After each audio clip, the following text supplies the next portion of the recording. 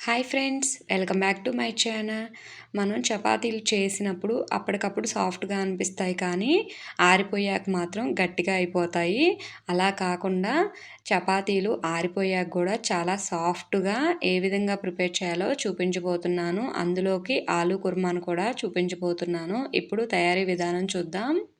ఒక గిన్నెలోకి 2 బౌళ్ళ గోధుమ పిండిని తీసుకోవాలి. కొంచెం నూనెని వేసుకోవాలి. ఉప్పు వేసుకోవాలి.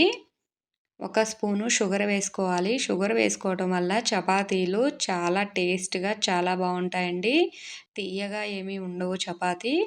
ఇది మొత్తం బాగా కలుపుకోవాలి. ఈ ఆయిల్ వేసుకోవటం వల్ల చపాతీల్లోకి మనం చపాతీలు చేసేటప్పుడు చేతికి అంటకుండా చాలా సాఫ్ట్‌గా చాలా బాగుంటాయి. ఇది మొత్తం ఒకసారి బాగా కలుపుకున్నాక ఇందులోకి కాగబెట్టిన నీళ్ళని వేసుకోవాలండి. ఇలా కాగబెట్టిన నీళ్ళని వేసుకోవడం వల్ల చపాతీలు చాలా సాఫ్ట్‌గా ఆరిపోయాక కూడా చాలా బాగుంటాయండి. కాగబెట్టిన నీళ్ళని వేసుకొని చేత్తో కలుపుకోకుండా గంటెతో అయితే కలుపుకోవాలండి. కొంచెం కొంచెం వాటర్‌ని వేసుకుంటూ కలుపుకోండి. ఒకేసారి గనక వాటర్‌ని వేసుకుంటే పిండి లూజ్ అయిపోతుంది. చేత్తో కలుపుకుంటే చేయి కాలుతుందండి. కొంచెం ఆరిపోయాక మనం చేత్తో కలుపుకోవచ్చు. ఈ విధంగా పిండినైతే కొంచెం గట్టిగానే కలుపుకోండండి. మనం కొంచెం షుగర్ వేసాం కదా, వాటర్ ఊరుతుంది. కాబట్టి మనం కొంచెం గట్టిగా కలుపుకున్నట్లయితే చపాతీ చేసేటప్పుడు చాలా పర్ఫెక్ట్‌గా ఉంటుంది. ఎంత బాగా కలుపుకుంటే పిండిని అంత చపాతీ అంత బాగుంటుంది. పైన కొంచెం ఆయిల్ అప్లై చేసుకొని ఒక 10-15 మినిట్స్ పక్కన పెట్టేసుకోవాలి. ఈలోపు కర్రీ చేయడం కోసం స్టవ్ మీద ఒక ప్యాన్ పెట్టుకొని అందులోకి 2 టేబుల్ స్పూన్ల ఆయిల్ వేసుకోవాలి. ఆయిల్ హీట్ అయ్యాక ఒక స్పూను పోపు దినుసులు వేసుకోవాలి. అవి వేగాక మీడియం సైజు ఆనియన్ని 4-5 పచ్చిమిర్చిని చీలికగా కట్ చేసుకొని వేసుకోవాలి. ఇది మొత్తం ఒకసారి బాగా కలుపుకున్నాక ఇందులోకి కొంచెం కరివేపాకు వేసుకోవాలి. 3-4 ఆలూల్ని తీసుకొని పైన పీల్ తీసుకొని ఇలా పెద్ద ముక్కలుగా కట్ చేసుకొని వేసుకోవాలి. ఇది కొంచెం ఫ్రై చేసుకోవాలి. ఇవి కొంచెం ఫ్రై అయ్యాక ఇందులోకి 3 మీడియం సైజు టమాటాలను తీసుకొని సన్న ముక్కలుగా కట్ చేసుకొని వేసుకోవాలి. టమాటాలని మరీ ఎక్కువ వేసుకోవద్దండి, పుల్లగా ఉంటుంది కర్రీ.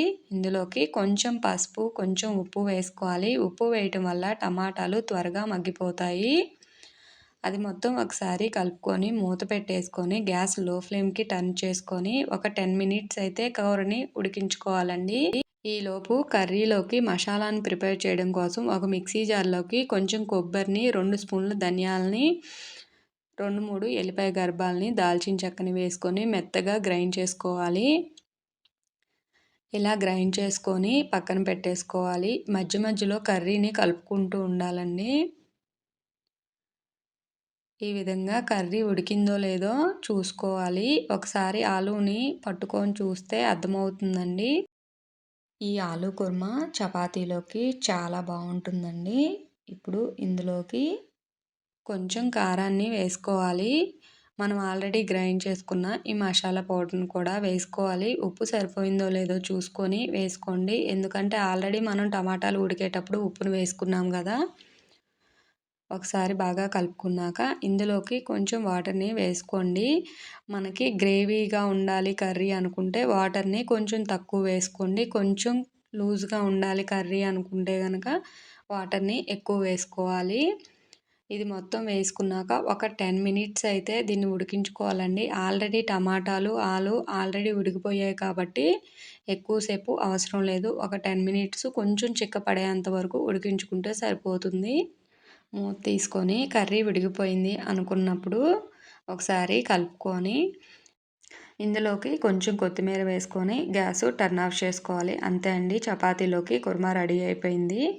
ఇప్పుడు మనం చపాతీ పిండిని ఒకసారి బాగా కలుపుకొని మనకు కావాల్సినంత షేప్లో ఉండల్ని చేసుకొని అన్నిటినీ పలచగా చేసుకోవాలండి. మరీ పలచగా చేసుకుంటే చపాతీలు గట్టిగా ఉంటాయి. కొంచెం మీడియంగా ఒత్తుకోవాలి చపాతీల్ని. ఈ విధంగా అన్ని చపాతీల్ని ప్రిపేర్ చేసుకొని పక్కన పెట్టేసుకోవాలి. అన్నిటినీ ఒకేసారి కాల్చుకోవచ్చండి.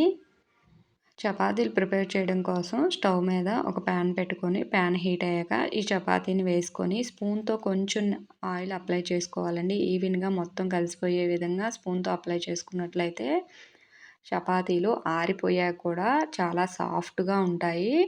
ఒక వైపుకి కాలాక కొంచెం ఇంకొక వైపుకి టర్న్ చేసుకొని మళ్ళీ స్పూన్‌తో కొంచెం ఆయిల్ అప్లై చేసుకోవాలి. ఈ విధంగా అటు ఇటు తిప్పుకుంటూ చపాతీని బాగా కాల్చుకోవాలి. ఈ విధంగా అన్ని చపాతీలని ప్రిపేర్ చేసుకొని పెట్టుకోవాలి.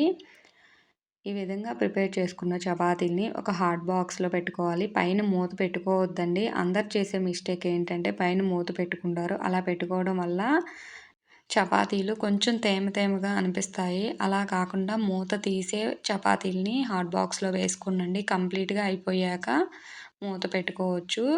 చపాతీలు ఆరిపోయినా గానీ చాలా సాఫ్ట్‌గా ఉంటాయి. అస్సలు గట్టిగా ఉండవండి. ఇప్పుడు మీకు చూపిస్తున్నా చూడండి ఎలా ఫోల్డ్ చేసుకున్నా గానీ సాఫ్ట్‌గా ఉంటాయి. ఇవి టేస్ట్ కూడా చాలా అంటే చాలా బాగున్నాయండి. ఈ చపాతీలోకి ఆలు కుర్మా కూడా చాలా బావుంది. మీరు కూడా ట్రై చేయండి. నేను చెప్పిన ప్రాసెస్‌తో అయితే ట్రై చేయండి. చాలా బావుంటాయి. ఈ వీడియో నచ్చితే please like, share and subscribe. Thank you for watching.